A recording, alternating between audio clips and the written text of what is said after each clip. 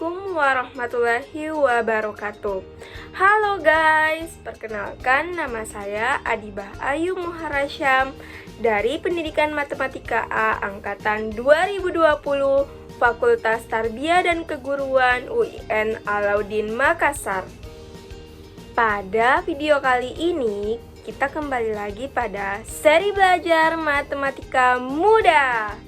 Pada suatu hari, Feral melakukan perjalanan untuk pertama kalinya dari daerah Bulukumba ke daerah Sinjai menggunakan sebuah peta.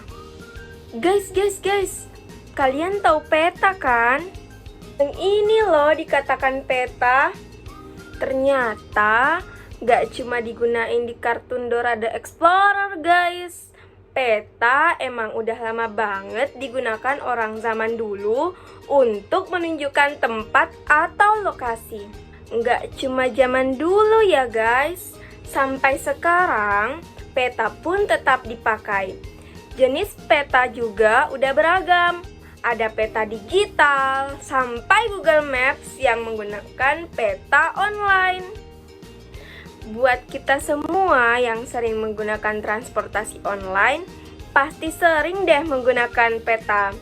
Nah, supaya driver kita tidak tersesat, dia harus menggunakan peta. Tapi, ya kita tuh suka nggak sadar kalau sebenarnya setiap kita mengakses peta, kita lagi berhubungan juga sama matematika. Loh, kok gitu ya? Kalau di peta, pasti kamu tahu ada bidang yang memuat garis bujur dan garis lintang lengkap dengan derajatnya. Misalnya, kota Bulukumba terletak di antara 100 derajat bujur timur dan 6 derajat lintang selatan. Nah, di matematika, ini termasuk sistem koordinat Kartesius. Jadi, kamu bisa mendeskripsikan posisi suatu objek menggunakan koordinat Kartesiusnya.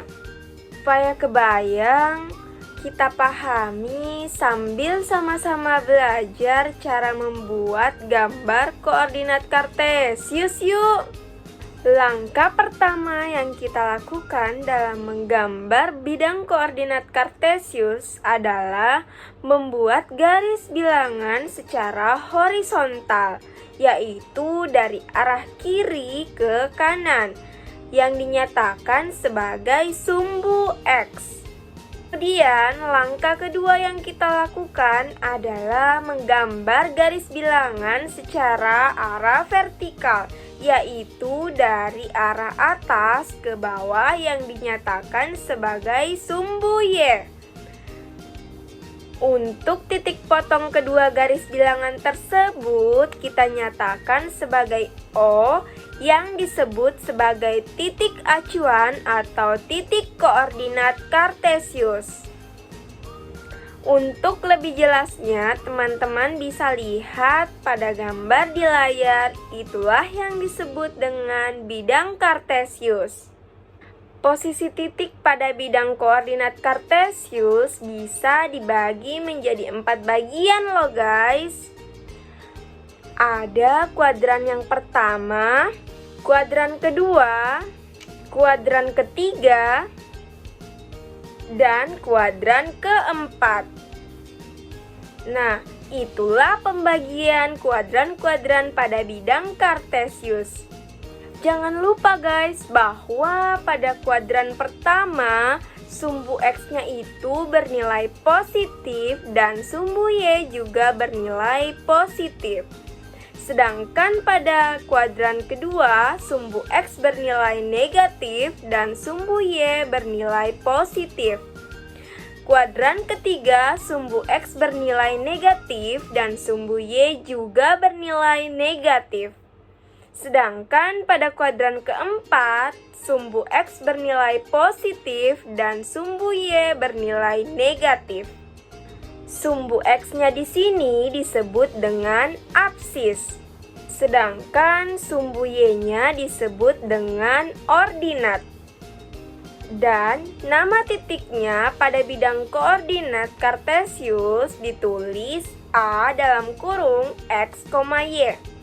Misalnya ada sebuah titik kita namai sebagai titik A, di mana titik A ini bernilai 3,2.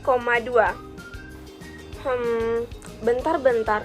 Emang koordinat kartesius sama sistem koordinat kartesius beda ya? Koordinat kartesius itu posisi titik atau objek pada bidang kartesius. Sedangkan sistem koordinat kartesius adalah cara kita menentukan posisi objek tersebut. Posisi objek ini mengacu pada titik acuan atau disebut juga titik pusat koordinat.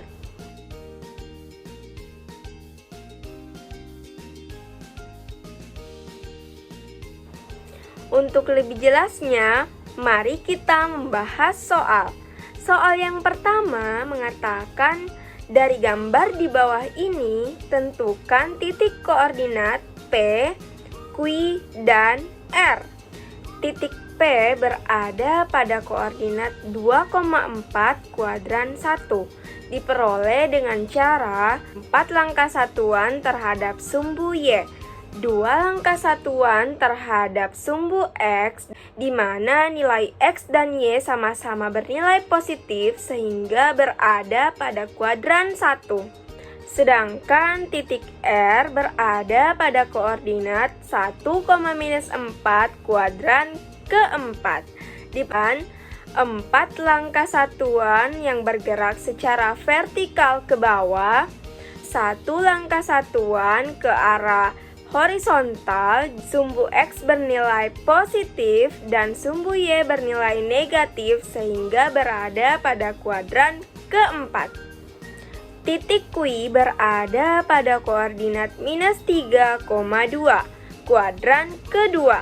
Diperoleh dari 3 langkah satuan secara horizontal bergerak ke kiri dan 2 langkah satuan bergerak vertikal ke atas, dan sumbu X-nya bernilai negatif dan sumbu Y bernilai positif sehingga berada pada kuadran kedua.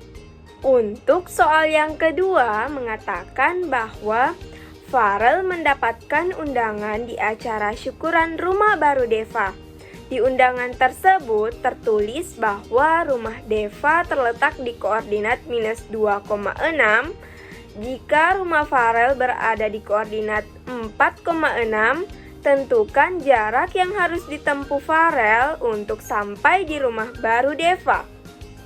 Nah, diketahui dari soal bahwa rumah Deva terletak pada koordinat kartesius -2,6, sedangkan rumah Farel terletak pada 4,6.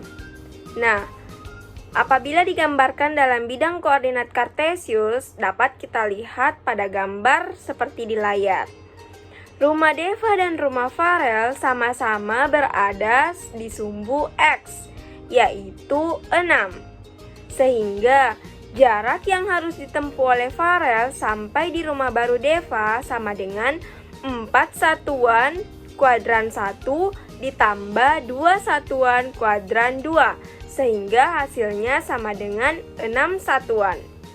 Jadi jarak yang harus ditempuh oleh Farel agar sampai di rumah Deva yaitu sejauh 6 satuan.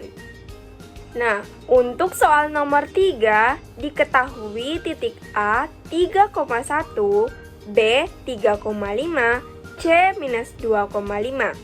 Jika ketiga titik tersebut dihubungkan, maka akan membentuk. Nah, untuk menjawab soal seperti ini, maka terlebih dahulu kita menggambarkan titik-titiknya pada bidang kartesius. Untuk gambarnya, kita tentukan titik A, B, dan C. Kemudian kita hubungkan titik-titiknya sehingga membentuk segitiga siku-siku. Sekian materi yang sempat saya sampaikan. Lebih dan kurangnya mohon dimaafkan. Semoga apa yang saya sampaikan dapat bermanfaat bagi teman-teman semua. Sekian dan terima kasih atas perhatiannya. Wassalamualaikum warahmatullahi wabarakatuh. See you in the next video. Dadah.